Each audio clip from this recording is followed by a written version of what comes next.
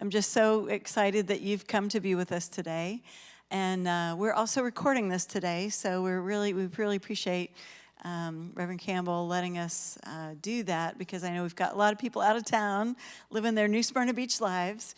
And so really appreciate Pastor Stacy and the Justice team and all the energy that has gone into just continuing to have some wonderful conversations here in the church. So we're just gonna get on with it. First, Reverend Martha Rutland would like to know if anybody is coming to lunch with us today. We're gonna make a reservation. So I know, yeah, we've got me and Sarah also.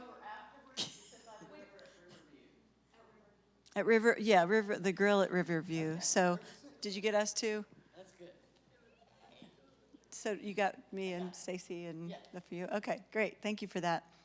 So, Reverend Campbell is presenting today from some work that she's done that's just really exciting as part of her doctoral dissertation, and this was at the London School of Theology at Middlesex College, Middlesex University.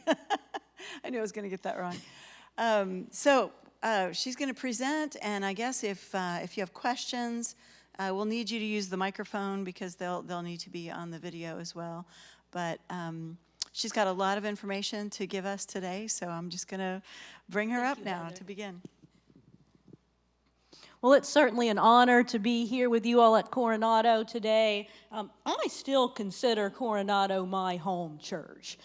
For those of you who may not know me, I served as the youth director here from 2008 to 2010, and then I was commissioned as a provisional elder and went to Sarasota. But when I was doing my work to begin the PhD process, because I wasn't pastoring a local church at the beginning, I had to designate a home church charge conference for my conference paperwork. You know, we are Methodist, so there's a lot of paperwork to complete all the time. And I chose Coronado to be my home charge conference, and you all graciously accepted. So there was a team throughout the process, several years, that I was developing this thesis, who I checked in with, and it was a wonderful time of fellowship and relationship with what I consider to be the church that has influenced me most profoundly in my life. Today's presentation, it's a lot of information, so keep that in mind. And keep in mind, this is a bird's eye view presentation. My thesis is about 400 single-spaced pages. We cannot go through, and nor would you want to. I have not actually ever read it page 1 to page 400. I have read it in chunks. So we're not going to, so things might get left out. So if I am talking, sharing some information, and you're thinking about something, hey, she didn't cover that, and you'd like to discuss it further, raise your hand and we can do that. But there's so much information, we simply can't cover everything. So this is the bird's eye view.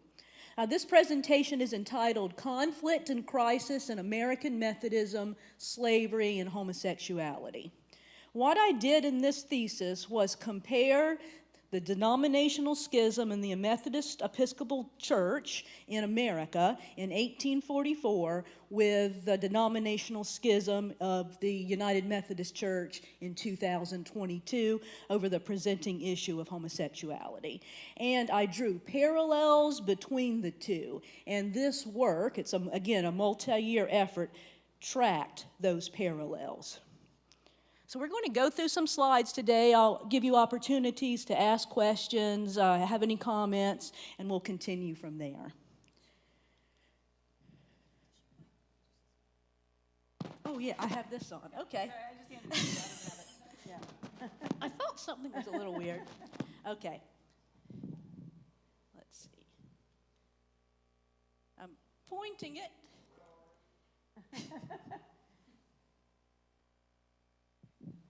So, every thesis, and in the British educational system, a dissertation is called, a PhD dissertation, what we would know as, is called a thesis. In the British system, a dissertation is a master's degree level writing, whereas a thesis is a PhD level writing. So the central question that I asked throughout this thesis, and I'd be glad to send you these slides if anyone's interested, is this.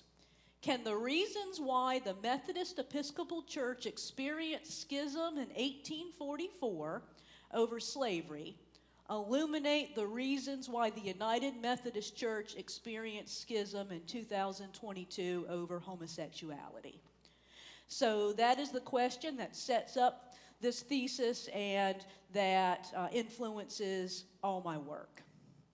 To do this, the thesis discovers patterns of commonality and points of intersectionality. Keep that word in mind. It'll come to be very important.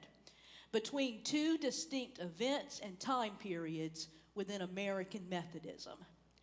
I pay close attention to analyze the socio-political context and the cultural trends that affected American Methodism's theology and polity regarding homosexuality and slavery. If you're not familiar with the word polity, it's a church word that somewhat means policies, so the policies of an organization. Whoops, went too far. All right, but to do that, it's a Methodism and the history of slavery and the history of the gay rights movement. It's a lot of information.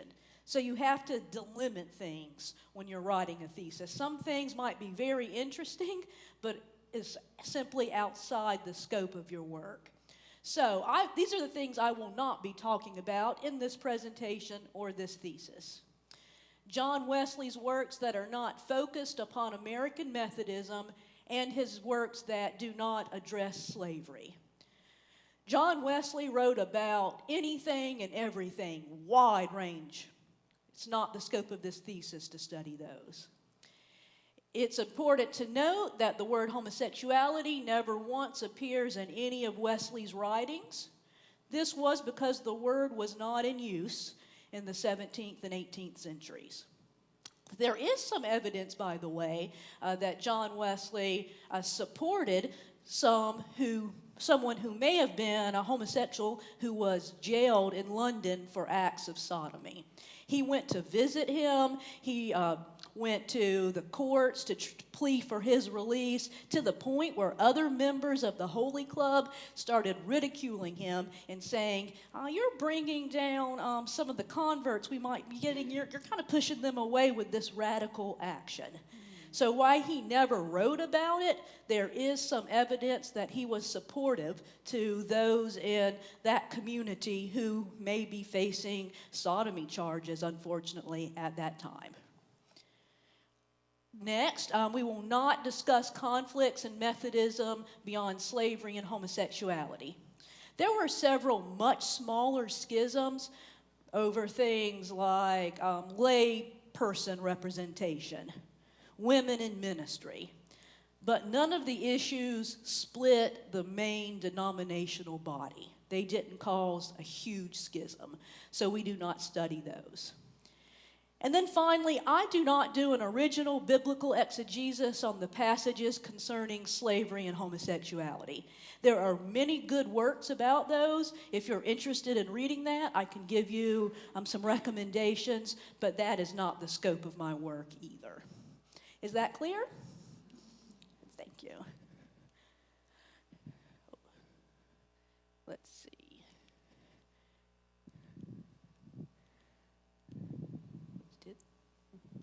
Is it going? Okay, next one. Okay. It is beyond the thesis, the scope of this thesis to discuss expressions of Methodism beyond the Methodist Episcopal Church and the United Methodist Church. There are things like the Free Methodist, the Methodist Church in Great Britain, the Methodist Church of South Africa, and so on and so on. We do not discuss those bodies. In this thesis, and this is very important, I in no way suggest that these two issues are the same. They are not the same issues, but they are the two issues that drove denominational schism. I want to find out why these two issues, out of all the issues, led to schism. And then again, remember, this presentation is a bird's eye view summary of a 400-page single-space thesis. So we can't get to everything. Next slide.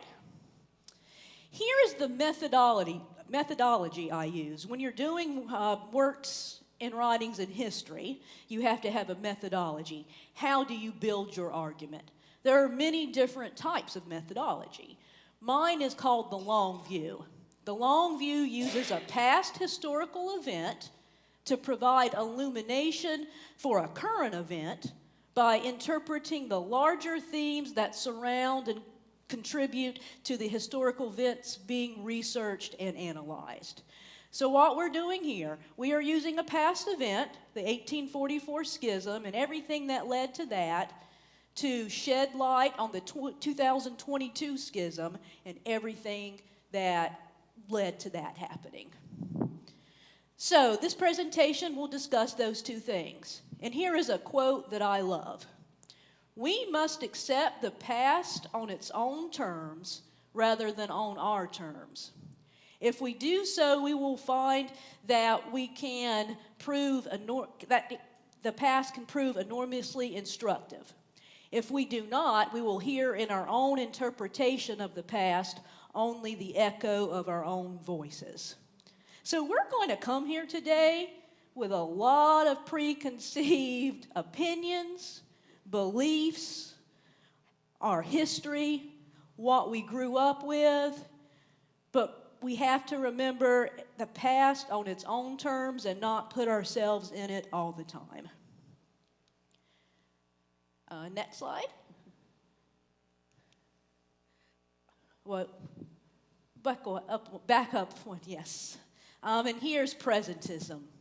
When discussing historical events, subjects, and philosophies, be cautious not to engage in presentism. Presentism is evaluating the cultural ideals and realities of the people of the past by the cultural ideals and realities of the present. And that is not intellectually valid nor fair to the people of the past or the present. I think about my grandmother in this instance. In the 1930s, I forget the exact year, my grandmother was 15 when she married my grandfather, who was 42. Today, that is absolutely awful. Granddaddy should be in jail. But I don't know what was happening in 1933. I do not know the situation my grandmother was in. I don't know the reasons why she made the choices that she made. I can't put my thoughts and feelings about her marriage to my grandfather at age 15 when he was 42 onto her. I don't know the whole story. She and my grandfather, she lived until his death. They had 7 children together. She said she was the happiest, loved him. So it worked out for them. Today, that is not anything that should ever, ever, ever happen. So that's an example of presentism. Next slide. Now I want us to shift into America's cultural context. So in doing historical research, before you get to the small group that you're studying, in our case, Methodist, you have to look at what's going around in the culture around that small group. So Methodism emerges in America in about 1764. Here's what's happening in 1764. There are those 13 colonies, and each colony has diverse laws, governing bodies, different ways of government, languages, and customs. They're filled with colonists from various religious and socioeconomic backgrounds across vast, humongous geographical distances. Remember, these folks lived in a 2-mile-per-hour world. They're only getting anywhere as fast as their feet, a horse, or maybe a boat can take them. All that leads to a lack of unity amongst the colonists. They don't really consider themselves Americans or together. They're just here doing their thing. Here's a quotation from an author, a historian who studies this period. Colonists faced unfamiliar and challenging social institutions, the labor system that relied on black slaves, extraordinarily fluid social statuses, distasteful business methods, unpleasant conversational quirks, as well as variant habits of dress, food, and drink. It's in this cultural context that Methodism emerges in America. So not with a homogeneous group of people who all think and act and are of the same social class. Next slide. Here is how Methodism emerges. So John Wesley starts the Methodist movement in about the 1740s in Oxford, in England, and it grows. Then in the 1760s, a large group of Irish immigrants start coming over into the colonies. These are the folks responsible for bringing Methodism to the Americas. So in 1764, Irish immigrants Philip Embry, Barbara Heck, and Robert Strawbridge introduced Methodism in New York, Maryland, and Virginia. And what I think is very interesting about this, they were not aware of one another. They were not doing ministry in conjunction with one another. They are simply lay Methodists who moved over to the colonies and now want to experience some church and small groups and religion. Barbara Heck's the one who drove that. She was in New York City. Her husband and his friends were coming home from work, and instead of reading their Bible, what did? They started playing cards every night. And she wasn't having that. And so she asked Philip Embry, who was her cousin, if he could start doing some meetings, Methodist meetings in their home in New York, and then the movement grew from there. Robert Strawbridge was in the Maryland area. He actually got into some hot water with John Wesley when he started consecrating communion as a lay person and giving it to people. And that's when Wesley decided, well, Methodism really must be growing over in the Americas, so we better do something official about it. But remember, Methodism emerges in the Americas not with ordained clergy people, not with the authorization of John Wesley, by immigrants who were lay people who now wanted to experience religion and have small groups. So John Wesley, though, gets nervous about this.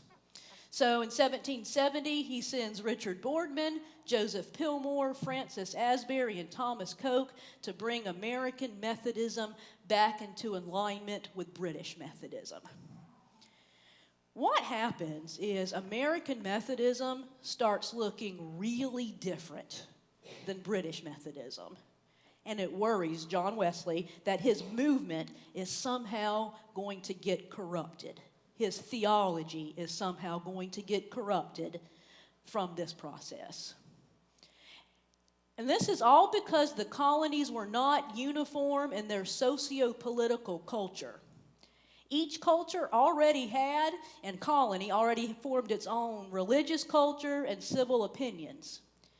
And this is important as Methodism moves into the southern colonies that already has slavery established. So keep that in mind as well.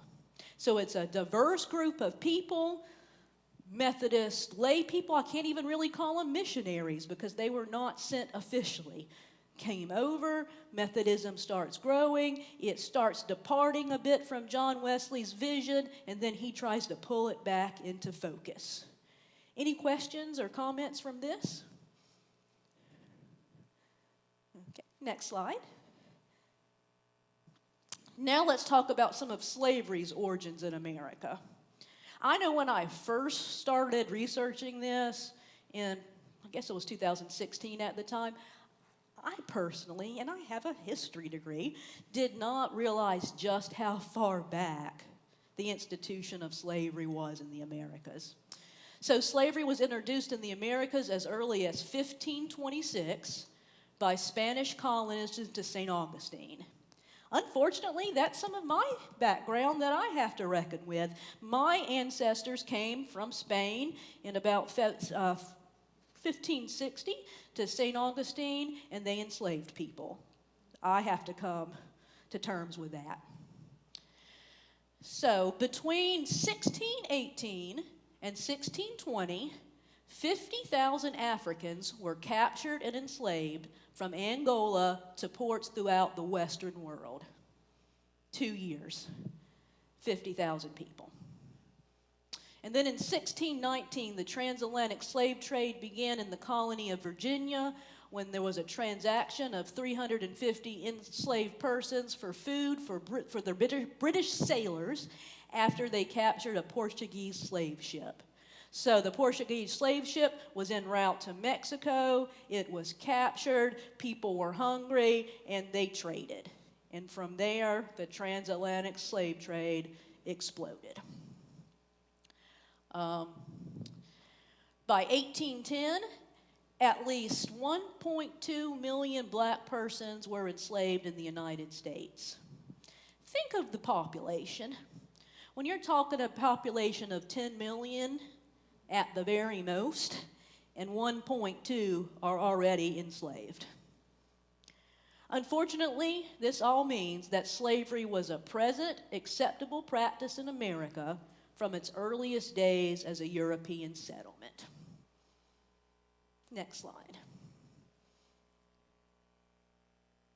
How does American Methodism fit into that background context?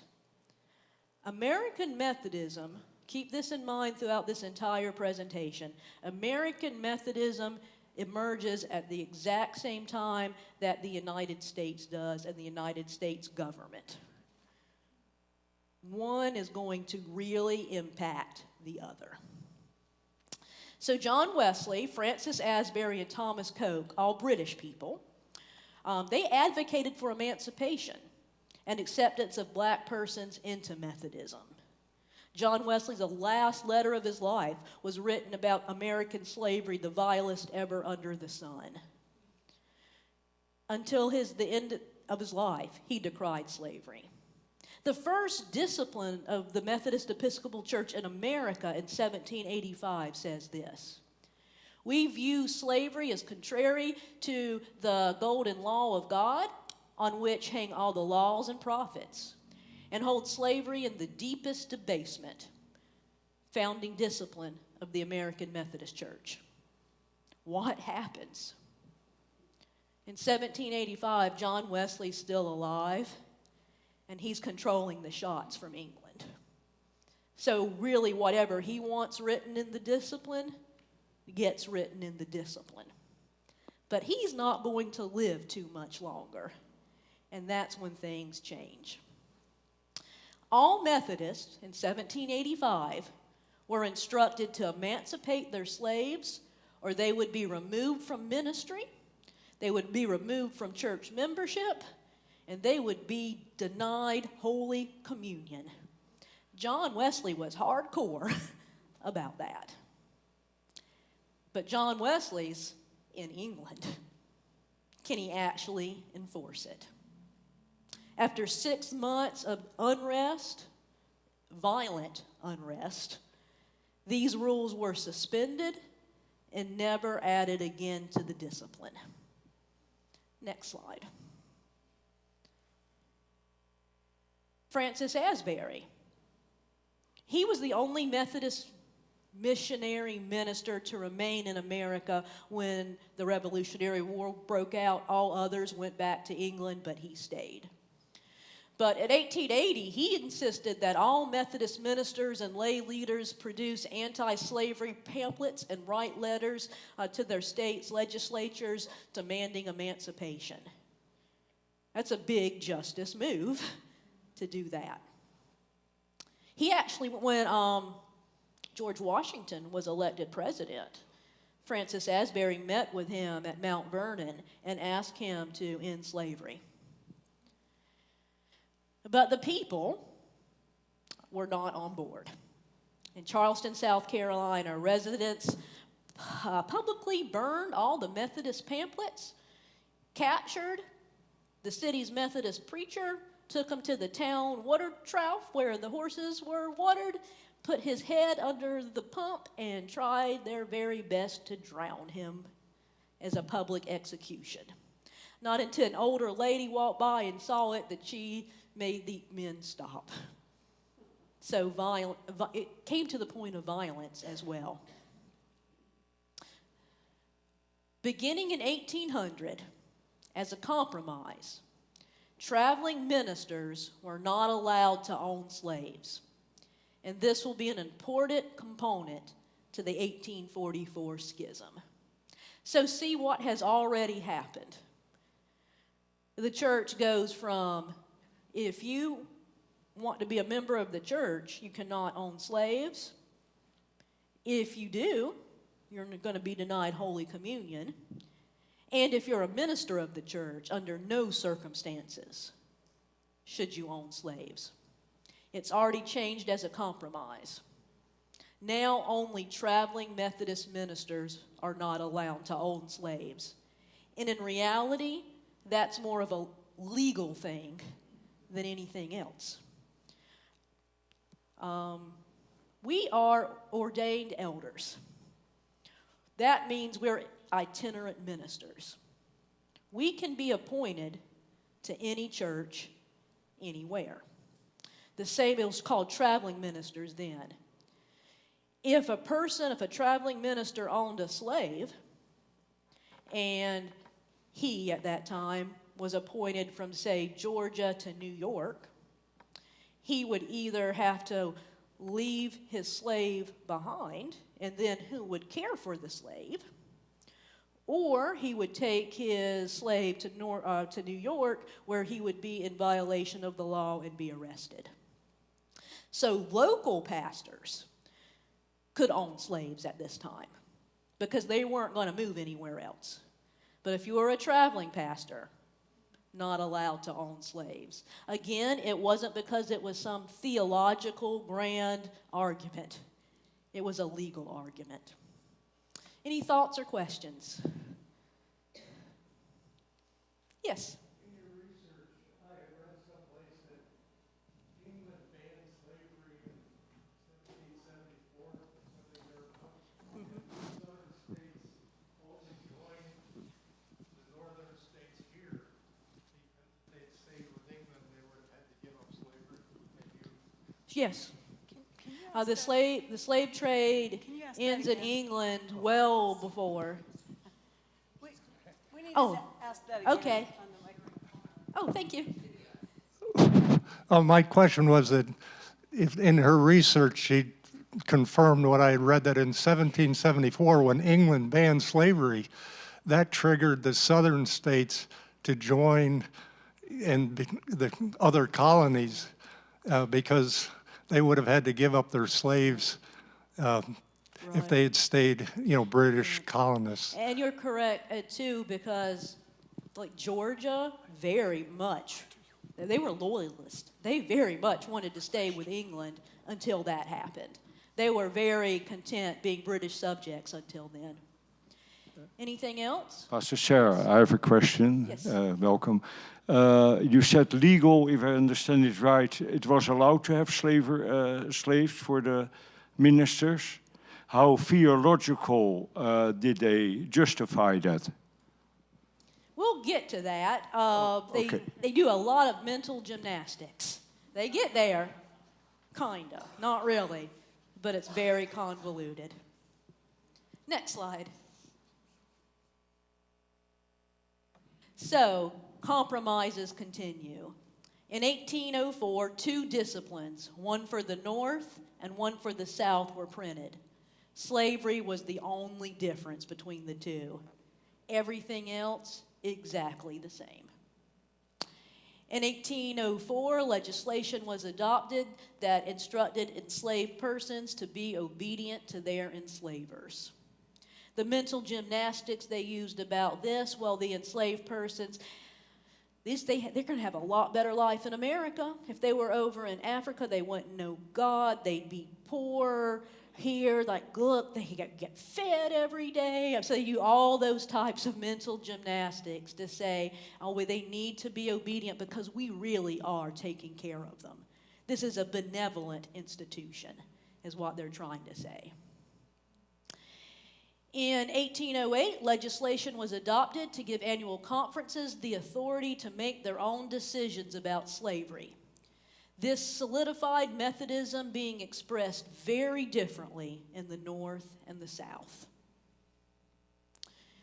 Traveling preachers were still barred from enslaving, and this was because a traveling preacher could be sent into a northern state where slavery was illegal. The only reason it was not theological. Any questions or comments about that? Yes? Oh, yes, that's a good point. He asked if the legislation was in the church. Yes, this legislation's the general conference of the church that was happening at that time. We will see later on how American legal decisions directly influenced Methodist decisions at general conference, but this is specifically speaking to church legislation. Anyone else? Yeah. Wait. Oh, what factors led to the North and the South having such strongly different views about slavery? I think that's our next slide. Thanks, John. Next slide. So by 1809, it might be the slide after this, but by 1809, American Methodism had shifted from encouraging its annual conferences to work for complete emancipation to instructing its annual conferences to provide spiritual education and support for enslaved persons. So from the 1785, when the first discipline is published, to 1809, look at the change that has happened in the policy of the church. And then by 1816, Wesley, Asbury, and Coke are all dead. And so it's a new generation of leaders. And then things start happening in America that even leads more to the division of North and South. This is an interesting one. In 1816, church delegates voted to name slavery as an evil, but not a sin. What do you think the difference of that is? If they recognize it as an evil, it's a big evil, a systemic evil. It's something that's really bad in the world. But sometimes our hands are tied and we just have to let things be and let the civil authorities figure it out. And it's not a sin for us because it's legal.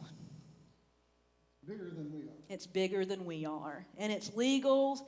So sometimes, and we see this a lot with James Osgood, the bishop that eventually leads the split, sometimes, unfortunately, it's just a necessary evil that we have to participate in. But it's not a sin. We're not going to be held accountable for it. That's their mental gymnastics. Here's what William Capers, he became a bishop in the Methodist Episcopal Church South later on, says, our affirmation of slavery is that it's an evil, but it's not a matter of church jurisdiction. It is exclusively appropriated to the civil government and, of course, not sinful. So the Southern Church truly believed that. Next slide. Oh, yes. Oh, let's go. Did the Southern people, was slavery a function of economics? Was this a function of cotton? Yep, we're going to get to, we must have skipped the cotton gin slide. Can we go back to the cotton gin slide? I know it has to be in there. Thank you, because that's extremely important why this happens. In 1794, I don't really need the slide. In 1794, Eli Whitney invents the cotton gin. And the cotton gin means that now tons and tons and tons of cotton can be stripped and made into linen very quickly. But someone has to pick that cotton. Oh, we got it. So in 1794, the cotton gin was invented, and it caused a tremendous increase in the production and value of cotton. As the cotton industry, just as this gentleman says, as the cotton industry grew, the institution of slavery grew. I mean, it went to the point where 5 years before the cotton gin, like the amount of cotton produced, I'm going to give a number, 8 million pounds. After the cotton gin, 5 years later, it's something like 180 million pounds. It's that much of a difference. So that's what's economically driving this. That was in the South. But the North is complicit. We'll see. Because of this, many white people residing in northern states, the mid-Atlantic states, and the southern states were actively involved or complicit in the slave trade. Ships were not being built in the South. The North built the slave ships. The factories were not in the South. To blend the linen and to make them into clothing, all of that's in the North. People are purchasing cotton products like crazy. Sugar cane, all of those things. There's a great poem I use in my dissertation, and one of the lines in it is, I take pity upon the poor Africans, but whatever would we do without our coffee or our tea? I mean, the author was being sarcastic, of course, in it, but showed people were not willing to give up what they wanted to give up, even at the expense of someone else's life and freedom. And here's a challenge to you all today. We think, oh my gosh, we would never, ever be complicit in doing anything like that. But what's maybe 250 years from now, someone in a church somewhere going to be doing a presentation on something we're complicit in that we don't even think about too much now. Think about our cell phones and the labor that builds those in factories in Asia. It's not slave labor, but it gets close to it, So take that into consideration as well. So shipyards, ironworks, factories, textile, and purchasing cotton products all benefited to slavery. Then the transatlantic slave trade ends in 1808. It's good in one way and really bad in another, because now it's interstate slave trading. And it's birth and trying to birth as many slaves as possible. That's why for people who are enslaved, the person who is born carries the status of the mother. So if the father is a white free man and the mother is a black slave, the child born is automatically going to be a black slave. It's called partus vancitor, a Latin term. So that is happening well. So now trying to do like this very robust slave trading, and that's the area of time that you've probably seen in movies, like Gone with the Wind and like New Orleans slave trading. That's what you probably know best, that antebellum period. Next slide. Yep, go back to where I was. Friends, it was crushing to me when I first started this of how non-theological, non-biblical any of these arguments were.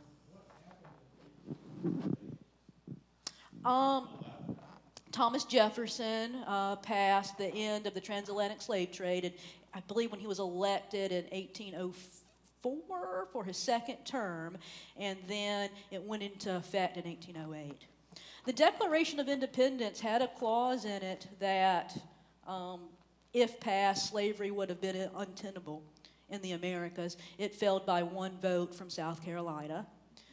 The the Northwest Ordinance prior to that, also written by Thomas Jefferson, would have banned slavery in the 1700s as well. And that is just a fascinating paradox because he writes all these things like he knows that slavery is that evil, yet he owns so many people. He probably has children with one of the people he has enslaved and so on. So the paradox that is happening between the two, the cognitive dissonance that's always happening.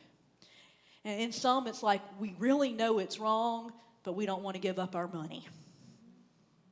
This is the only way we can sustain the lifestyles that we want to live. Okay. So any other questions from that? In 1822, and these are the events that lead to the schism. In 1822, James Osgood Andrew is elected bishop. He was a Southerner, but he was not an enslaver. So the North and the South considered it a compromise. But then what happens? In 1844, he was gifted, this language is so terrible, he was gifted enslaved persons in a will and married a woman who owned slaves, and the Northern delegates insisted that because bishops are a type of a traveling minister, they should not enslave other people. Andrew refused to emancipate his slaves. He claimed, it's crazy reading his journal, he became an enslaver without his consent. That's the exact line he wrote. I became an enslaver without my consent. And that since emancipation was impractical in the state of Georgia, he thought he did not need to emancipate his slaves. So what else happens? And it's all these things like melded together. In some of the southern states, you can emancipate slaves, but then they have something like 30 days to leave that state. Remember, we live in a 2-mile-per-hour world. Do they have any family somewhere in another state? How are they going to get to the other state? Do they have any money? Think of all those ways that it kind of just was daunting and would seem impossible to be emancipated. The young woman in question, he asked if she would like to be emancipated, and she said no. She would like it, but no, because that she'd have to leave the state, and she didn't know where she would go. And so people were in really tough positions. It's not as easy as saying emancipate. Then what? Next slide. But some people did it, and you can. Jefferson actually did it. When he died, the 2 men who were probably his sons, he petitioned the Virginia legislature to allow these 2 men to remain in the state. They argued about it, but they did. So it's something one could have done if one wanted to. James Osgood Andrew did not want to. So the southern branches did not feel that Andrew should be censored or forced to emancipate his enslaved persons. So they went to General Conference. It started in early May, and it lasted 6 weeks. And basically, the only thing they debated was this. And here's where the debates come in, and we see this today's General Conference too. Back then, the people had 15 minutes to speak. The bishops were sitting up front. People would raise their hands. The bishops would call, and a person had 15 minutes to speak. And then that person sat down, and the next 15 minutes would go. There was never really any conversation, you see, between the two. It's not like they're trying to exegete things out. It's not like they're trying to understand how the other's point of view. It's let's give a very fiery 15-minute speech from this side and then another one from this side without being in any conversation with one another. One person wrote home to his wife, "We could be here until the 4th of July and not a single person will change their mind." It was in that type of stalemate. So after 6 weeks of debates, the delegates voted to accept legislation that would allow the church division into southern and northern branches. The Methodist Episcopal Church South was formed in 1845, and the only difference, again, between the two denominations was that the Southern Church allowed for slavery and the Northern Church did not. No other doctrine, policy, anything changed. Next slide. The Methodist Episcopal Church South, maybe some of you could have been possibly a part of it if you were very, very young. Existed until 1939 when the Southern branch and the Northern branch rejoined to become the Methodist Church. Anyone from 1939 that wants to raise their hand?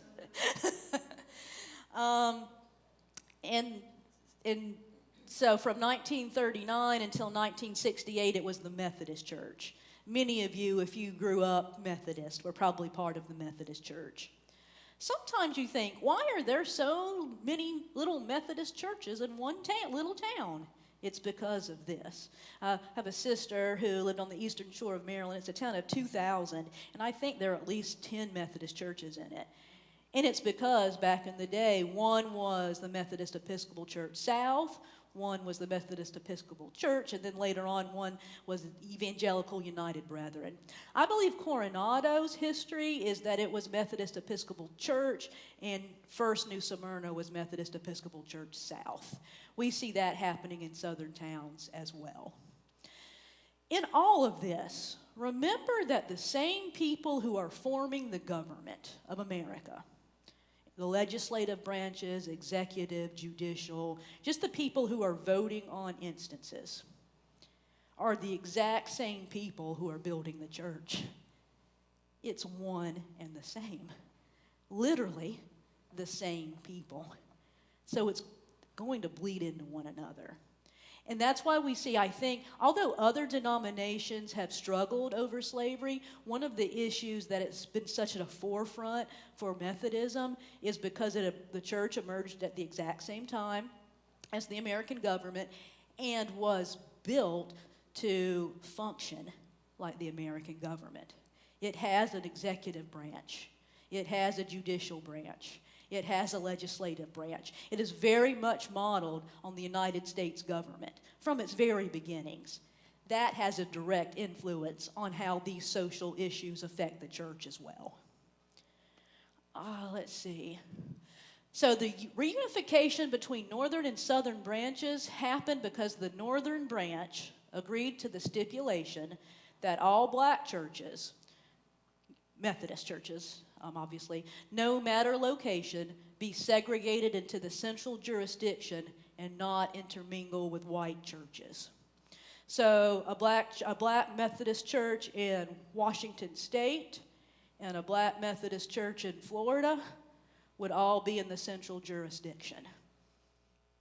I was surprised, and I completely understood it when I researched it. Some of the African American church leaders in 1968 were very hesitant to end the central jurisdiction because they were afraid they would never have any representation again. So in the central jurisdiction, they may have been separated out, but at least their voice was heard at General Conference because they could send delegates to General Conference. And their fear was, now when we're all together, a black person is never going to be voted back to General Conference, and our voice will not be at the table. Similar little to what happens in 1844 when the church decides to split. The only people making these decisions at the table at that time were white clergymen. There was no lay representation at that time. Women, forget it. And most black folks had already left the Methodist Church to join the AME Church. Even despite all of this that we've heard today, early Methodism was extremely popular with African Americans and with women.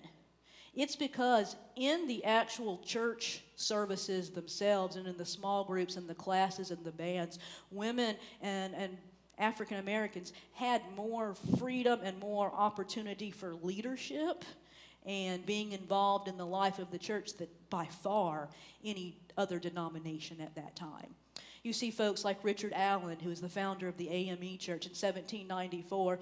He and some friends were trying to pray at a church in Philadelphia, and the white church members didn't like them sitting down and kicked them out. And then he went on and formed the AME Church. So Methodism still, it's very centered, even in this time of all the extra institutional denominational infighting, on the ground, people who are women and African Americans and other minorities really resonate with Methodism, especially when they read John Wesley's writings. Any questions? Yes. Wait.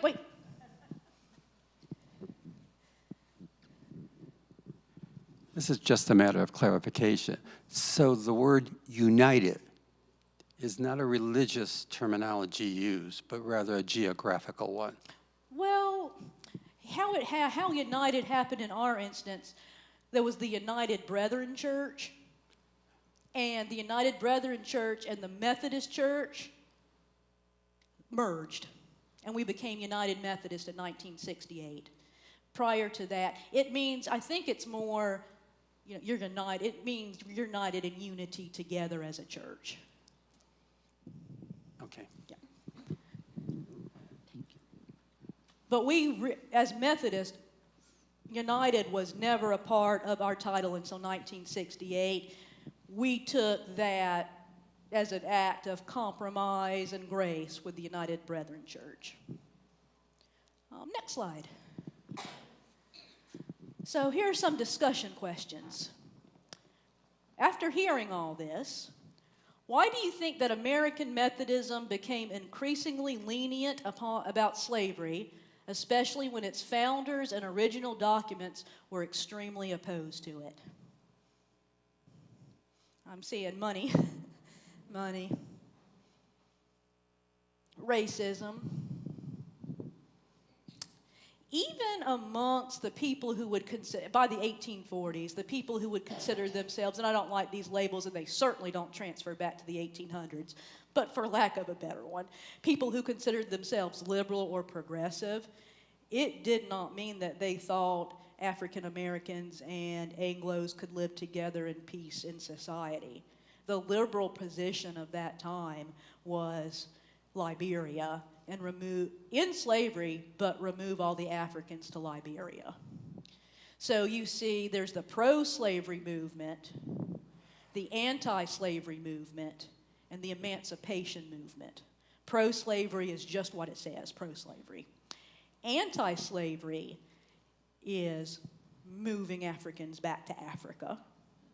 And emancipation is living in harmony as a human race with everyone present. That is very small, an extremely small percentage. Also, by 1844, all of those who would have fit in that category as people who would champion emancipation has left with a clergyman called Orange Scott in New York, and they have formed the Wesleyan Church.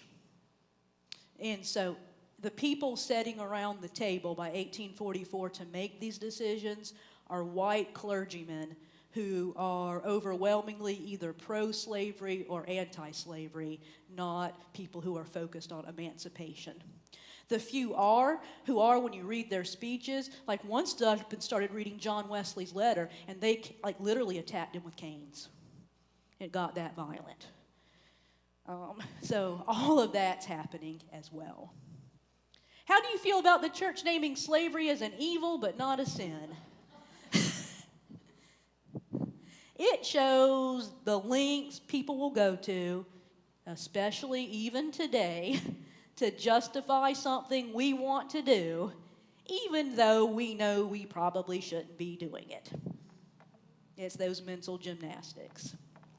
So, and this is the long view. So now you have the background. This hour has been the background.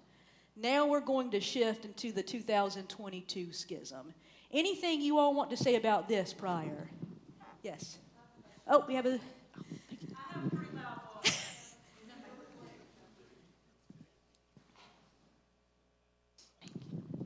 So nothing changes post-Civil War in the Methodist Church with the schism. It just continues? Continues. Okay. Nothing changes until the 1930s. Okay, and I need a little bit of clarification about the AME, African Methodist Episcopal. Okay. It was like a branch of the Methodist Church, when it was founded while slavery was still going on? Yes.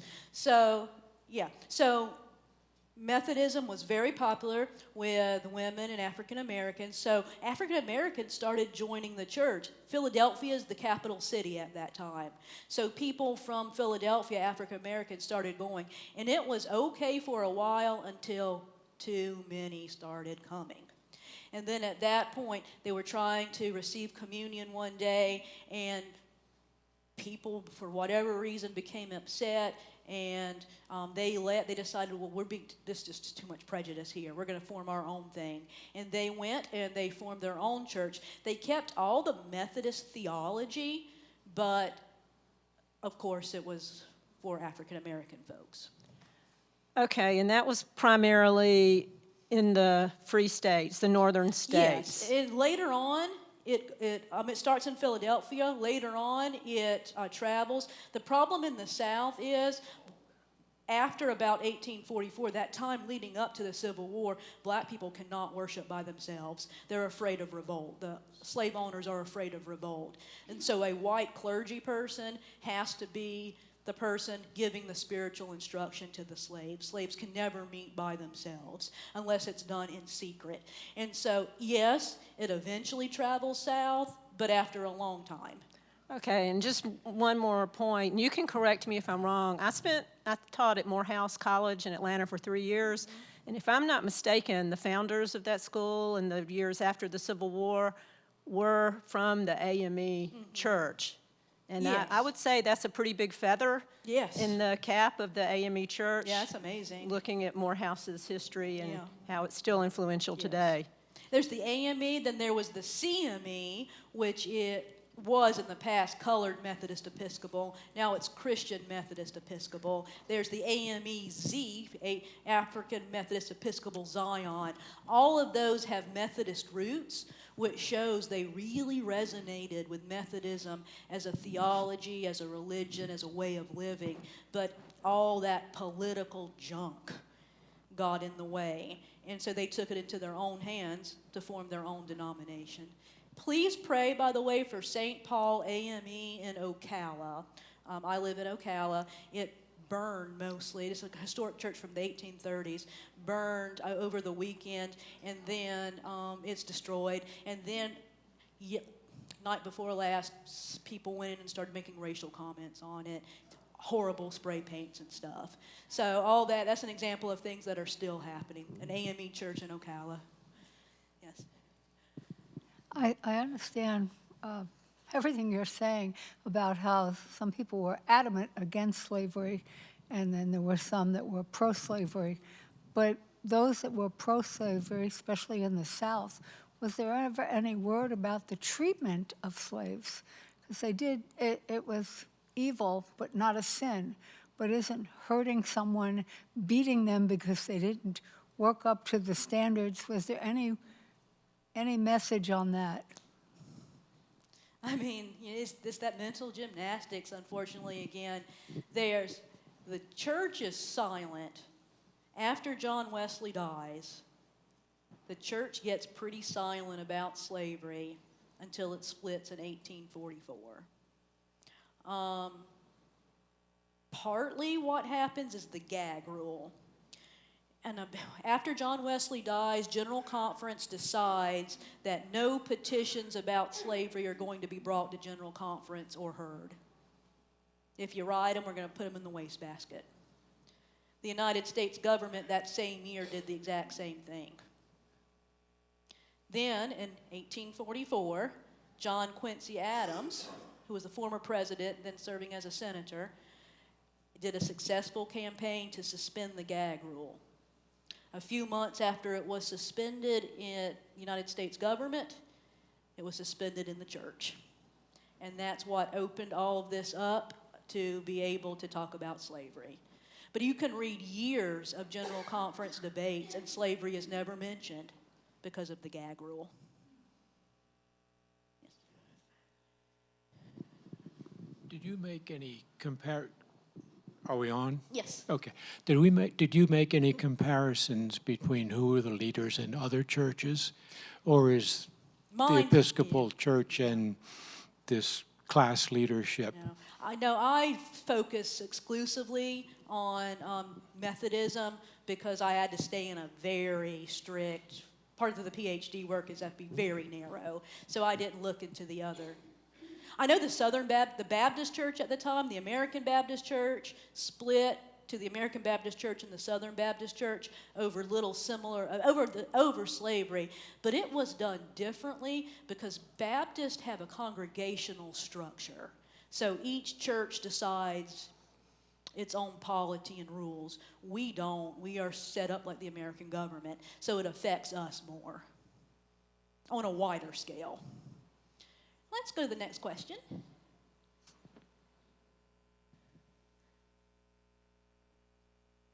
Okay, now we're shifting into the comparison. I wasn't alive in 1967, but many of you probably were. So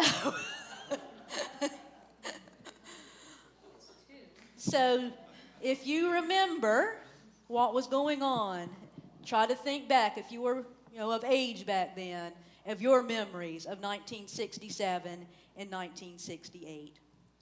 A pronounced cultural shift occurs in America in the late 1960s. And this shift causes turmoil and intense socio-political change. There's the sexual revolution and the summer of love of 1967. Things that weren't talked about as openly in the past are now at the forefront. Christian preachers start talking about the summer of love. This is not a Methodist, but a televangelist at the time, told his followers, please do not run down the street with the hippies and the revolutionaries. So there is a lot of upheaval happening. 1776, I should say, and 1968 are considered in American history like the two big turning points of how society does some big changes. 1968, the United Methodist Church emerges. The Methodist Church emerges in this 1776 era. So it's important to keep in mind that Methodism in America has some roots in revolutionary moments. When society changes drastically, Methodism is there. There's racial uprisings in 1967 and 1968. I've talked at length with Gene Rutland about those in the past. There's Vietnam War protests, 1967 to 1972. There's shifting American understandings about homosexuality during that time period. So things start changing, and while change takes a long time, it seems to the general populace that change is happening really, really quickly. Next slide. So here's about the early gay rights movement, 69 to 79.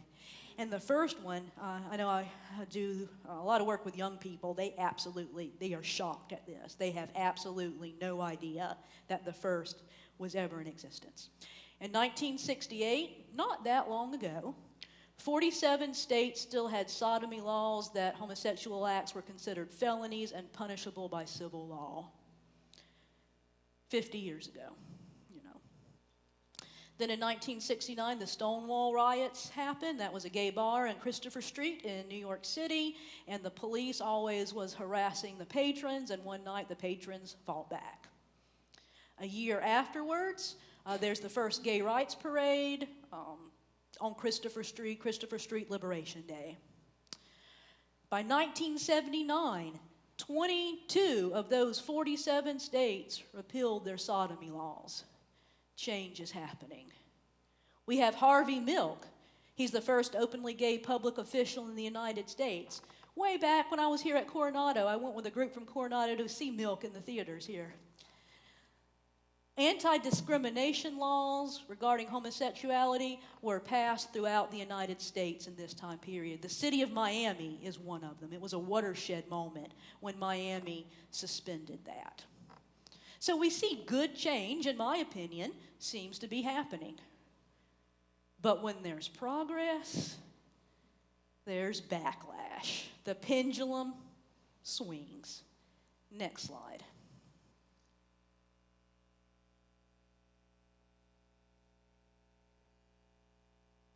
Societal backlash starts happening. You all remember Anita Bryant in Save the Children, the orange juice lady. She was instrumental in getting that anti-discrimination law that had just passed in Miami overturned. Harvey Milk is assassinated. Then there starts, all those laws that were passed have start getting repealed across the country. Then the AIDS epidemic happens. You can't say enough about that. The religious right starts forming at this time. Jerry Falwell says AIDS is God's punishment for homosexual promiscuity. So the moral majority, so-called, the religious right, start forming in this time period. And you're going to see some direct correlations between the American political movements that are emerging and what begins happening in the United Methodist Church. Next slide. The moral majority, I'm going to have to read it this way. The moral majority religious right, sorry for the typo, were intentional in their strategy to influence American politics by using cultural backlash against changing socio-political issues to their benefit. The below quote is really what made my thesis. Paul Weichert, who was a leader of the moral majority and the religious right, said this: "The new political philosophy must be defined by us conservatives in moral terms, packaged in non-religious language, and propagated throughout our country by our new coalition. When political power is achieved, the moral majority have the opportunity to recreate this great nation. The leadership, moral philosophy, and workable vehicle are at hand, just waiting to be blended and activated." 1981. For Weichert, the workable vehicle that would accomplish his purposes is the American church. So by using American churches as the primary impetus to reclaim a traditional sexual ethic, the moral majority influenced a considerable portion of the American electorate. So it was designed to be this workable vehicle that would bring this message, the message they wanted to convey, into American churches, which would eventually impact American elections. What do you all think about that? All of this is happening right at the time the United Methodist Church is making decisions. Next slide. So the United Methodist Church was formed in 1968 and with the combination of the Evangelical United Brethren and the Methodist Church. That's all to say that the UMC was created during a time of significant socio-political change. However, prior to 1972, no rules about homosexuality existed in Methodism. Now, was that because it was simply just not talked about? Was that because people were more progressive on the issue?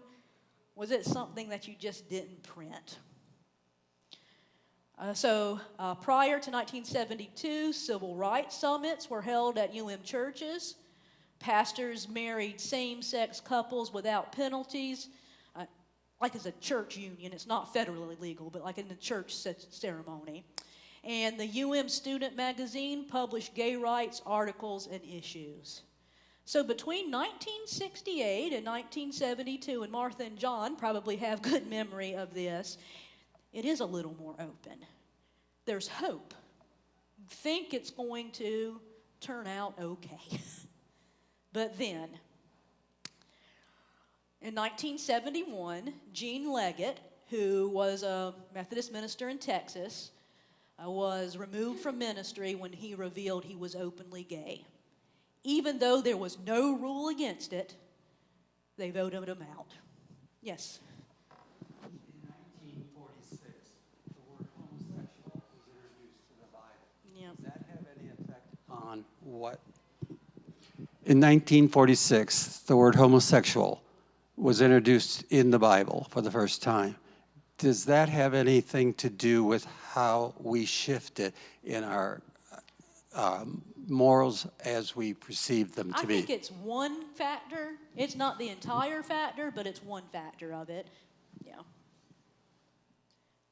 So in 71, Gene Leggett's removed even though there was no rule. So now General Conference has to decide, what are we going to do? Next slide. In 1968, that was the uniting conference that brought the brethren and the Methodists together. A study commission recommended that the delegates accept legislation that stated homosexuals, no less than heterosexuals, are persons of sacred worth. We insist that all persons are entitled to have their human and civil rights ensured. Sounds great to me. But there was intense, ugly debate. And Texas is really the center of the debate at this time. They were afraid if they said that statement, that it gave open license, and this is their quote, not mine, for homosexual men to prey upon young boys. And so that was not voted. Instead, delegates voted to accept language that said this: we do not condone the practice of homosexuality and consider this practice incompatible with Christian teaching. So you can see what the study commission recommended, which is mainly a group of professors and church leaders and agency folks.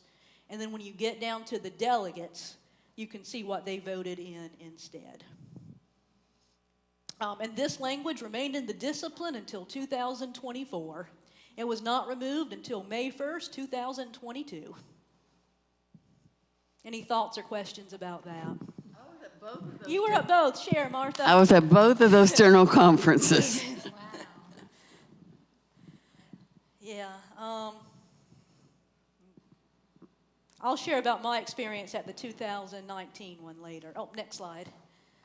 So here are the rules, and you can see how it's similar with slavery, how rules became more stringent. So in 1976, marriage union ceremonies for gay couples, again, not federally legal, but like union commitment ceremonies, are barred from churches, and pastors can lose their credentials if they do one. This barred, in 76, barred any money from agencies, churches, to be given to any organizations that may be thought to promote homosexuality. This rule becomes absolutely devastatingly crushing later on, because it means that the United Methodist Church can't give a lot to AIDS. So that's where that comes in. In 1984, it barred self-avowed practicing homosexuals from the ministry.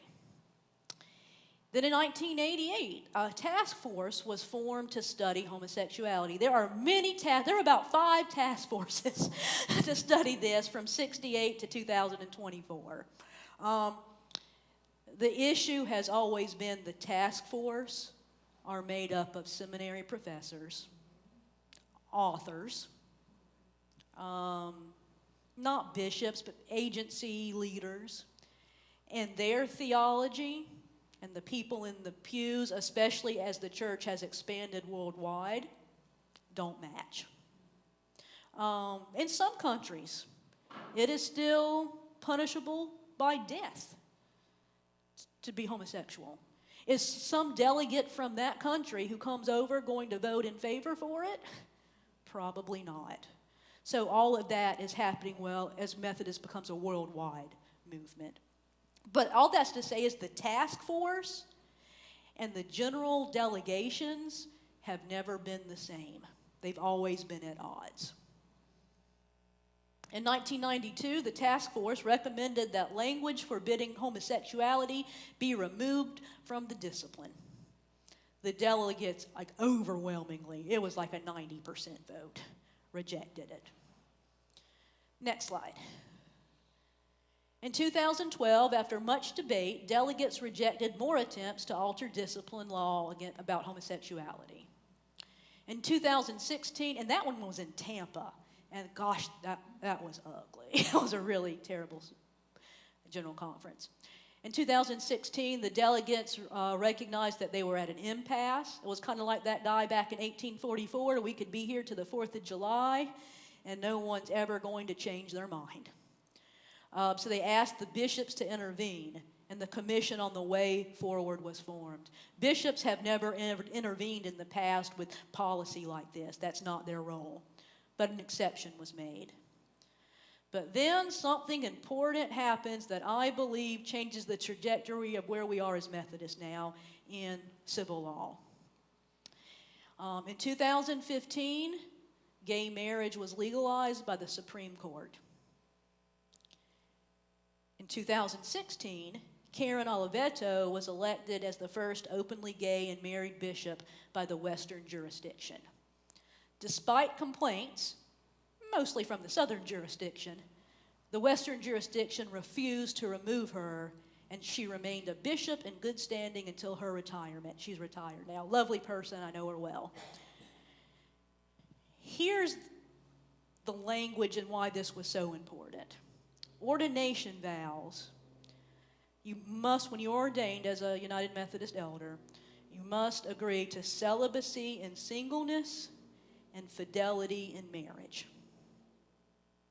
So really, for homosexual persons, this was a moot point.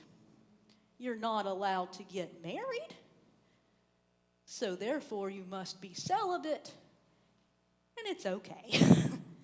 But now, in 2015, when gay people can get married, how do we deal with the line fidelity in marriage and celibacy in singleness?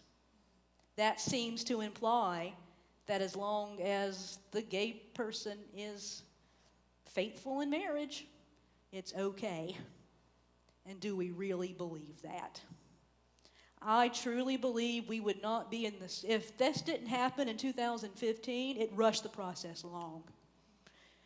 I don't think we would have gotten to schism level yet if gay marriage wasn't federally legalized. It forced the conversation. Again, it's not theological. A legal event has forced the conversation. Any questions or comments about that? Okay, next slide. In 2019, the Commission on the Way Forward recommended the One Church Plan. This allowed local churches an annual conference to determine their own rules about homosexuality. That's kind of like the slavery One Church Plan. The delegates rejected this recommendation in favor of a more stringent traditional plan. The plan placed strict punishments upon openly gay clergy, churches who perform gay marriages, and bishops and boards of ministry who ordained openly gay persons. However, not many people followed the rules. And so similar to when the emancipation rules were suspended, these were mostly suspended as well. I don't know of any bishop who actually followed any of those. I was at General Conference 2019, and I was there when the vote for the traditional plan passed. And you could feel like the air was sucked from the room. One reason was the traditionalist group, the leaders of it anyway, didn't really want to stay. They wanted to form their own denomination. they were planning on losing and taking churches with them and not having to deal with all the mess of reordering a denomination. So that's one reason the groups that eventually became like GMC and stuff didn't fight as much to remain United Methodist and really force it to remain United Methodist, because their initial plan, they wanted to form their own denomination. Any thoughts or questions about that? But it was horrible to sit through. Ugly things people said. And again, General Conference, it's still done. It's not like there's conversation between groups in it. It's now, used to be 15 minutes. Now I think it's 2. So you get called. Someone speaks for 2 minutes. They sit down, and someone else gets up and speaks 2 minutes. And it's not like you're even in conversation or talking with the person who just, it could be about something completely different. So you can see how things don't really get accomplished because it's just speech after speech. Let's see.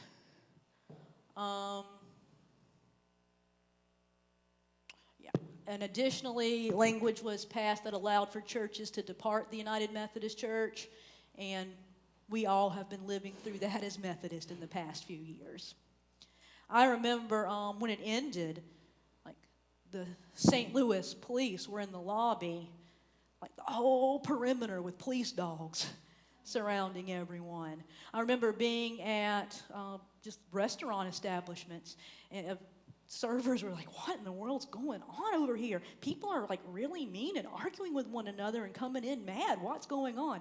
Trying to tell those folks, no, this is a church meeting, you know, and what this is about. And then so we're seeing the police bringing all these dogs to the arena. What in the world's going on over there? And what a witness for the church that was. Yes?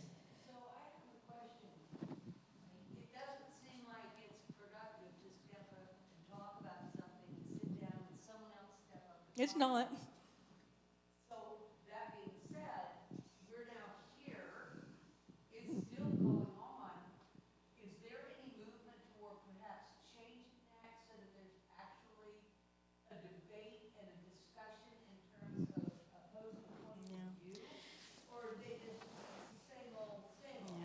It would require a change of the general constitution of the United Methodist Church. Some of this is we're trapped in systems from the 1700s. And it takes, we have to, and there are people who are working to try to modernize things a bit, and then especially in this day of age of electronics and that type of communication that didn't exist then. But General Conference level, unfortunately, when it comes to talking about issues, it's a lot less conversation and more Robert's Rules of Order, speech for and speech against. Partly, look at our Congress, look at Senate. It's very similar because it's built on the same principle. So a lot of the dysfunction you might see in Congress, you also can see in the church because you're working under the same system. Next slide. After denominational unrest because annual conferences, bishops, clergy, and boards of ordained ministry refused to follow the traditional plan, the Global Methodist Church was launched on May 1st, 2022. While there are some structural differences, but they're very minor. The main difference between the UMC and the GMC is rules about homosexuality. There are some, but they wouldn't have split off if it wasn't for this. Let's just say that. Like we often hear, the Civil War was about states' rights, not slavery. States' rights to do what? Own slaves. The UMC split was about like local church representation. Local church representation to do what? You know, so. While there are some local churches and clergy have departed the UMC for the GMC, other denominations, and independent churches. In the United States, about 35% of the churches left. In Florida, 45% of the churches left. However, we had 2 district superintendents actively serving as district superintendents at the time who were departing for the GMC and really wanted to take their churches with them. I think that's one of the reasons Florida had a little higher, is because you had those two very well-respected leaders actively ushering their churches out. So there's a lot of, there's backroom political deals. And as I was researching all of this, just like having to read, the church does amazingly good things, but it also does very amazingly horrible things too. And to have to read through decades, centuries of some of the stuff that the church, my church, the Methodist Church, has perpetrated, it was difficult. Let's see, next slide. Here's some discussion questions. Why do you think the UMC passed increasingly stringent rules about homosexuality? Consider it had a more liberalized view at its formation in 1968. Political, money,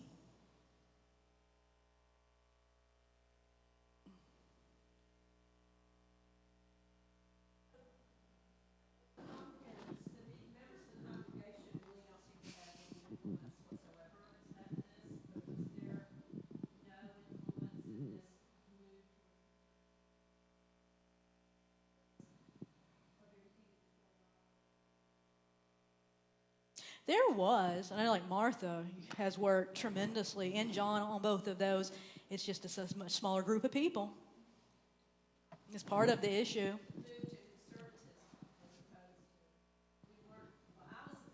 Mm-hmm.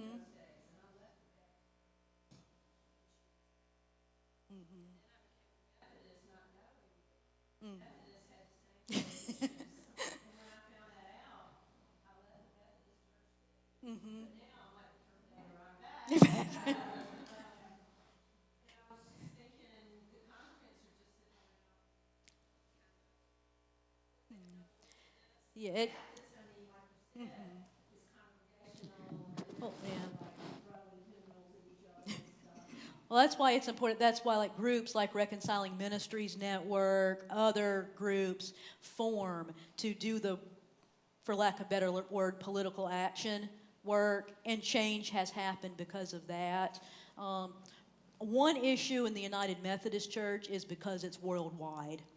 And most of the membership now is in Africa and the Philippines. And so now a lot of the delegates come from Africa and the Philippines, which has a completely different culture in all ways, nearly.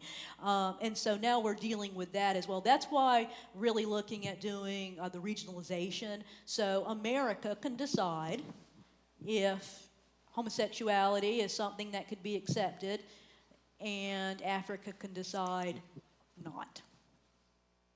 Is that just?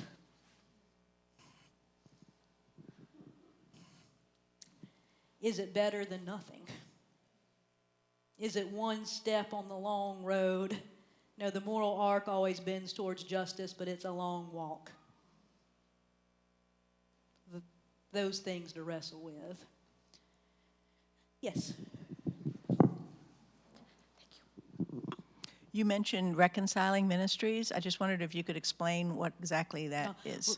Reconciling Ministries is a group, there might be people in the room who know more about it than me, is a group that it's based in Chicago, and it works to bring justice and equity to LGBTQ persons in the United Methodist Church.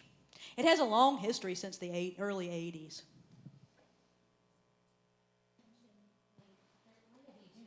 Oh, yeah. Yeah. Laity, prior, in slavery days, laity did not have a voice at conference, annual conference or general conference. Now it's half and half.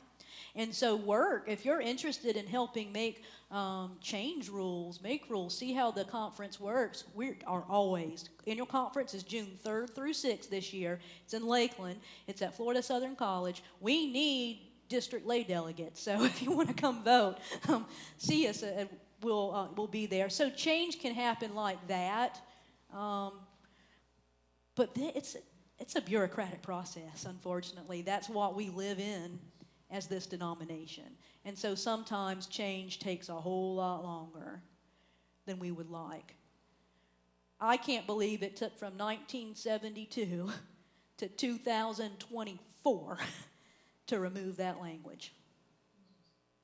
With everything else that has happened in the country and the world and everything else that we're fighting about and all the dissension and upheaval in the world, and we've been worrying about this for 50-something years. Make it make sense, make it, seems like there should be a lot more important things for us as a church to worry about. Let's get to the next slide. Here are some comparisons. American legal decisions pushed the church. The church did not push American legal decisions. We like to think that the church influences politics, and sometimes it does. But in this case, society pushed church. Then there's the separation of church and state, and different people who believe different ways believe that the separation of church and state says different things.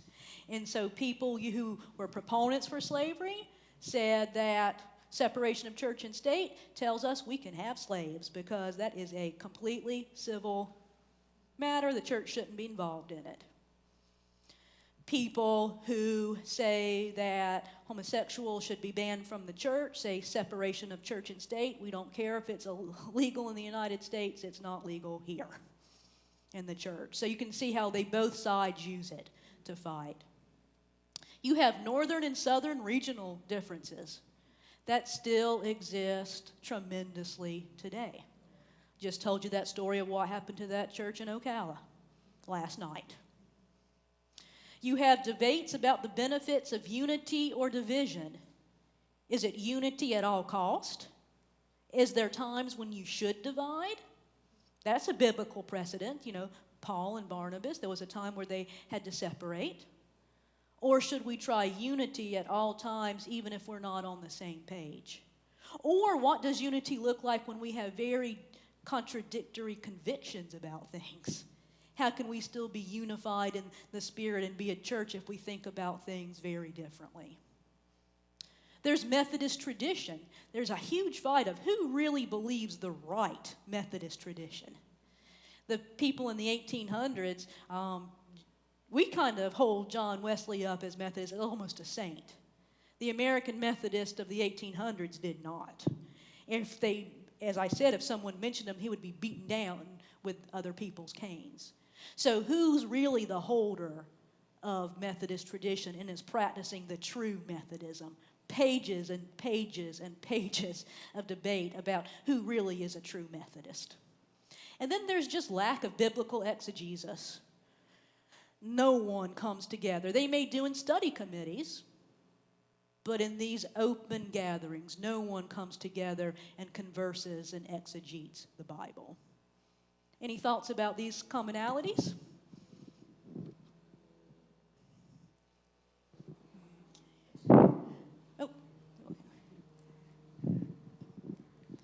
I feel like there's an issue of courage here on behalf of the institutional church, that whenever there's an institution that has a little bit of power, it's really hard to be willing to risk that. And so I feel like that's where culture has influenced the church, because there's a lot of justification of, oh, but we can speak to more people if they stay, and if we support something on moral grounds that everybody is struggling with, there's danger in that.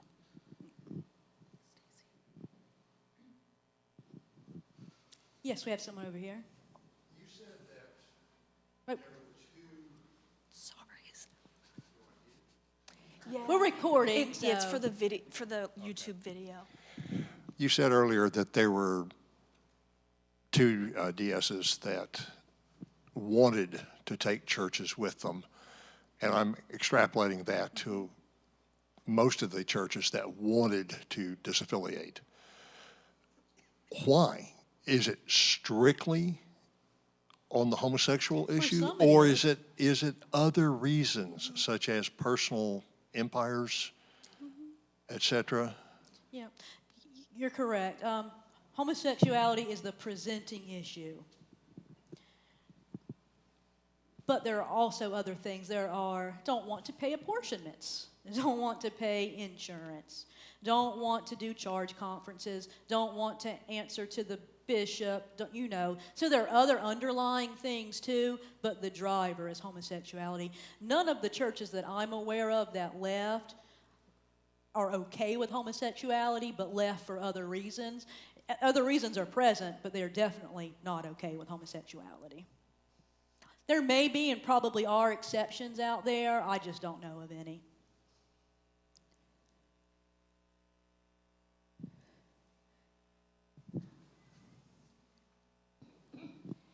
I wonder how many of those churches have, the congregants of those churches have been sorry that they left.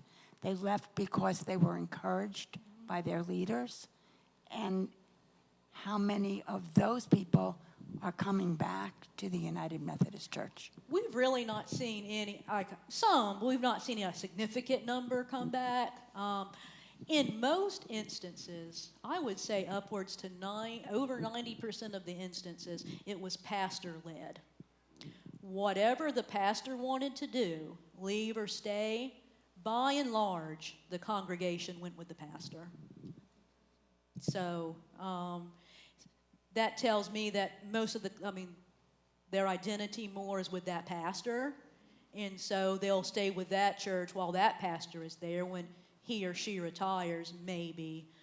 Some have regretted it's been very difficult to get property insurance for GMC churches, and we had those 2 hurricanes. Several on the Florida's west coast flooded, and because they had no property insurance, they're done. And so there's been some regrets that way, because you just don't have there's bad things about institutions, and there's good things about institutions too, because the institutions provide protection. And now without that protection, done. And also some women have found that even though they were promised that they would get a portion, that they would get appointed to a church, they have found that they can't find a church. That has happened some.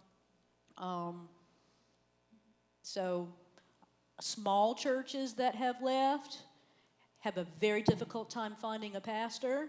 I know one church that hasn't had communion in 2 years because have not been able to find a pastor, a small country church, but they pay $10,000, and who wants to be a pastor for full-time pastor of $10,000? And they have to try to find that person themselves, whereas before the conference, if they paid $10,000 or not, would send them a pastor. And so some of those issues are coming into play now as well. Next slide. This is where we get into intersectionality. This is how you'll see the two come together. This is a concept that all oppression is linked and people are often disadvantaged by multiple sources of oppression. Race, class, gender identity, sexual orientation, and religion, just to name a few.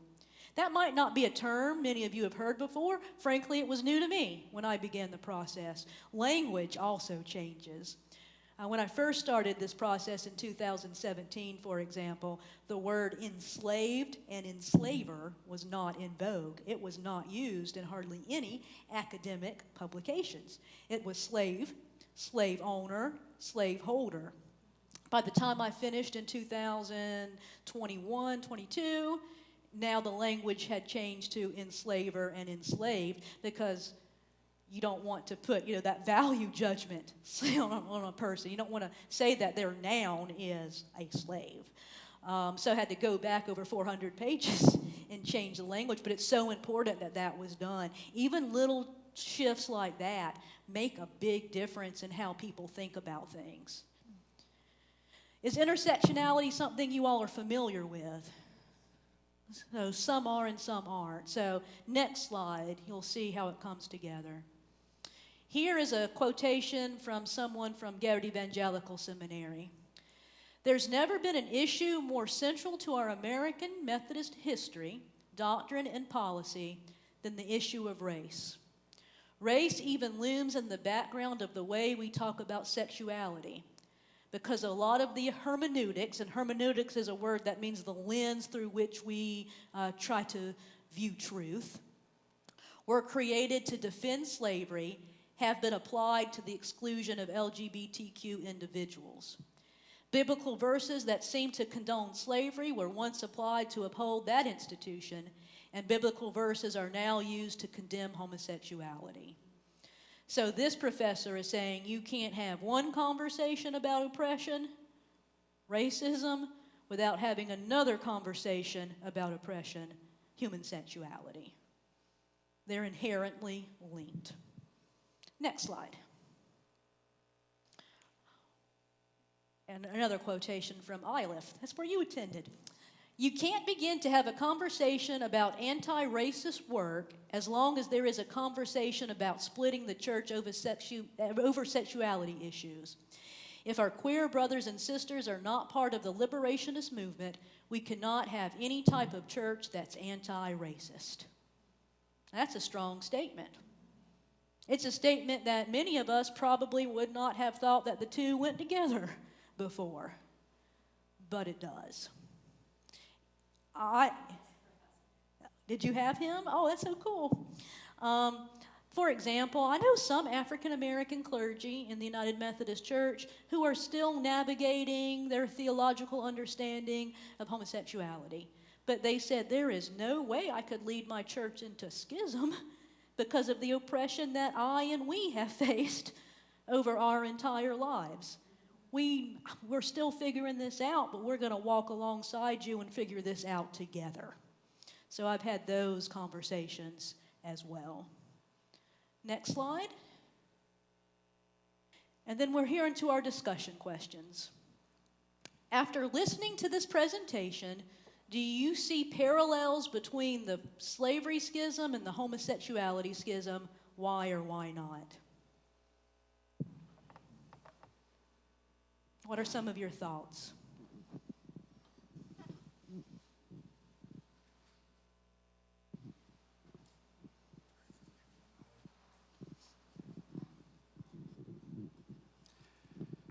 My thoughts on that is that they're both still in existence within the church. Yep. The schism's not over. The official paperwork might be filed, but the schism's not over. Yeah, racism or sexuality. Well, with slavery, there were economic factors, and I don't think that's with homosexuality. There are, in some instances, economic in the church. A large portion is people are afraid if they become more so-quote woke or liberal that if you go woke, you go broke. And so there are fears today that if we become more inclusive, the economics will drive us into basically bankruptcy. That's a fear. If it's true, I don't know. I don't personally think it's true, but people do. I meet with church after church after church who have that fear.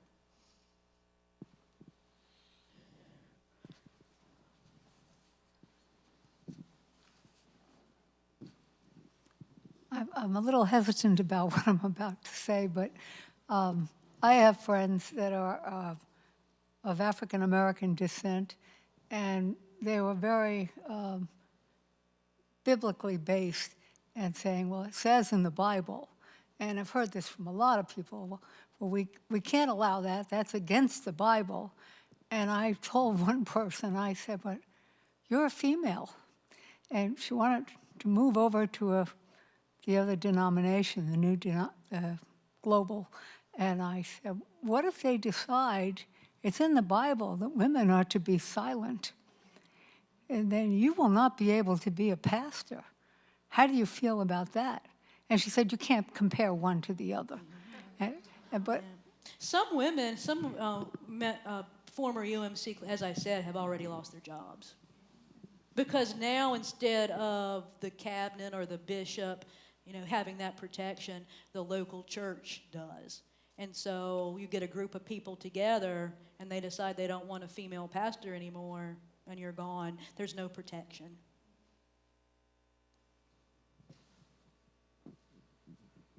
Anything else?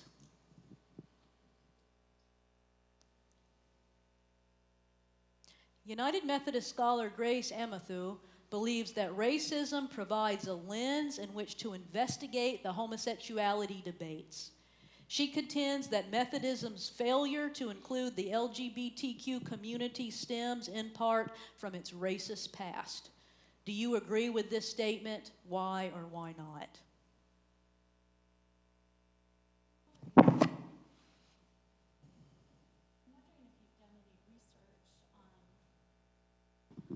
I'm wondering if you've done any research on the churches that have left, if they started as Methodist South churches, if they were already skewed in that direction. Does that make sense? Oh, for sure. The southeastern jurisdiction by far had the most people leave, and I would go as far, at least, I'm thinking 85 is a low number, at least 85% were prior Methodist Episcopal Church South. But something interesting that we've noticed, especially in Florida, you would think the small rural churches would be the ones to get out. By and large, they stayed.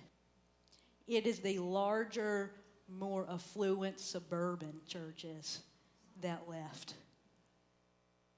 The small rural churches stayed.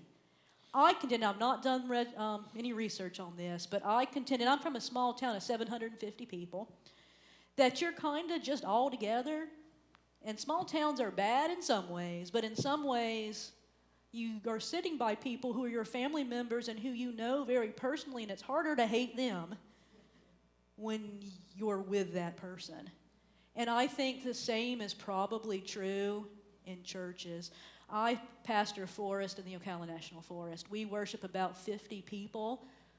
When I was first appointed out there, I thought, my God, this is going to be the most backwards, redneck, racist, awful place. It has turned out to be the most loving and accepting and inspiring. Out of those 50 people, I would say off just the top of my head that I know about, I have at least 10 openly gay people and one who's my church council chair and has preached in my church, and no one has ever said a word. It was already in place when I came. I asked my congregation, do you want to talk about disaffiliation? I know where I stand, but I want to give you the opportunity. My SPR chair turned to me. She's this really southern lady. She said, well, the way that I look at things, Pastor, is when we die, we have to answer to the Lord for our own sins. Why am I worried about that? And they said, we agree and we don't want to talk about disaffiliation. So I, thank God, did not in my pastorate have the stress that some of my colleagues did during that time. It was simply not something that my church wanted to discuss. Everyone is truly welcomed out there. But other churches struggled mightily, and it split churches in two, and it was very, very ugly. I did with David Allen, who was the DS at the time, like a forum at a church, and we're both still traumatized by it at a large church, some of the ugly things that I won't even repeat in public that were said to us about it. So it caused so much hurt and so much dissension. Let's see. What can we do to come to terms with the past and offer a future filled with love and hope to all people? And that's our last question that I leave you with this morning. Yes. I was just thinking that one of the ways that you can kind of be in a bubble, let's say. I don't really, I feel like I'm a little removed from both the racism issue and the homosexuality issue. And so I think consciousness raising, such as today, but I think that's really a good thing to give people a chance who feel removed to feel more engaged. Thank you. And most of us don't know our history as a denomination, even as a country. I was surprised, again, that slavery went as far back as 1526. So by the time we get to the Revolution, there's like 250 years of slavery already being embedded as the fabric of the country by that time. Anyone else? Pass it over to Heather. Let's give Dr. Campbell a round of applause today. This is just such an interesting presentation, and especially to tie these two issues together. It's just really wonderful. And I'm intrigued by your last question there. And just want to ask everybody, you know, what would you be interested in as some next steps? So, you know, we have talked about some of these issues in our worship service, and we have had some people that have left. And, you know, we grieve every time that happens when we lose somebody. But we've also had people that have come because I think there was a kind of a don't ask, don't tell. There was kind of a silence in our church, and that people wanted to have some discussion. And so, you know, we just recently talked about the book of Leviticus and had some new understanding on that. And I just wanted to see what you might be interested in as some next steps. So we're going to continue our forum throughout the summer. So the third Thursday, we're talking about immigration. We're talking about Christian nationalism. We're going to talk about our United Methodist social principles. And so I hope you'll come to the future forums. But what could be a next step for us? I know that Ross back there led a group called, a study called Faithful and Inclusive. And didn't you lead that? In your video group. And that's, you know, some of that's kind of outdated now because it was probably like 10 to 12 years ago. But I think I'm still hearing a need to kind of go through the passages. So, you know, Sarah said she wasn't going to go through those biblical passages. I still feel like there's some need to do that, to kind of go through those and talk about that. I have some excellent resources I could pass along to you. That'd be great. If you'd like me to. Yeah, that would be great. Yeah. So what do you think? Would you want to attend a study? Would you rather do something that's like a 6-week study once a week, or would you rather have like a kind of a workshop where we kind of, like today, where we kind of bring out the whole thing together? What do you think might be something that you would participate in?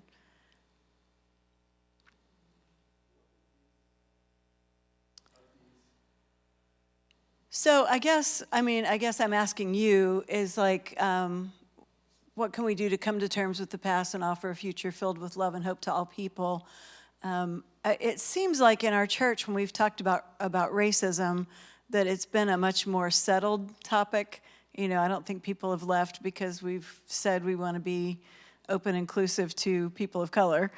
But I think, you know, there still is some, well, but the Bible says, you know, that the people that have left have said that they're leaving. I mean, sometimes they'll just generally say that we've become too progressive. You know, the church has become too progressive. But I think there's some that are really seeking to understand, you know, if they've got, you know, more theologically conservative friends that are saying, well, the Bible says this, then, you know, like you said, there's a lack of good biblical exegesis. How can we, you know, would you be interested in learning more about that, you know, and what that one... Take our Bible and show our friends. Yeah. Right. No, that's a great idea. How do you... How we could, when they say that, it's not in the Bible, how we can actually show them that, or reference to that general question. Kind of understand. Yeah, so, I mean, I think there's been... Because in the Bible, it says do not murder. In the Bible, it says do not, in the Bible, in the Bible, in the Bible. Right. So people can see, you know, show us the 10 Commandments. What can we show them? Oh, that's good. Yeah. Well, and like what we did with the Leviticus study is, you know, we said, you know, it's got all of these things in here that we don't understand, you know, and how do we look at all of those things now, you know, and so some of it is providing some context and and looking at them, looking at those passages. And I think I still kind of contend that it's like talking to your kids about sex, is that if we don't talk about it here in the church, then they just get it out on the street. You know, they get what the media is saying or what the Christian nationalists are saying. And so I think it is important to have more conversations. But how many of you would want to come to a study like where we looked at those, they call them the clobber passages? Who might be interested in doing that? Okay, all right. What's that? By Zoom. Yeah, yeah. And like daytime or nighttime? Day? I think a point that was raised, I believe, is a very good point, is that when people look at Scripture, understanding when that Scripture was written and for the time period, and that you can't place it in today's world, it's so different, and people are different. Yeah, and I know with this kind of ongoing debate with the disaffiliation, you know, it was kind of, if you were listening to Global Methodists, they were saying, well, we believe in the Bible, and that the United Methodists just believe in culture, you know, and so with that, I think we're actually doing a deeper dive into Scripture, and so, yeah, Joanne.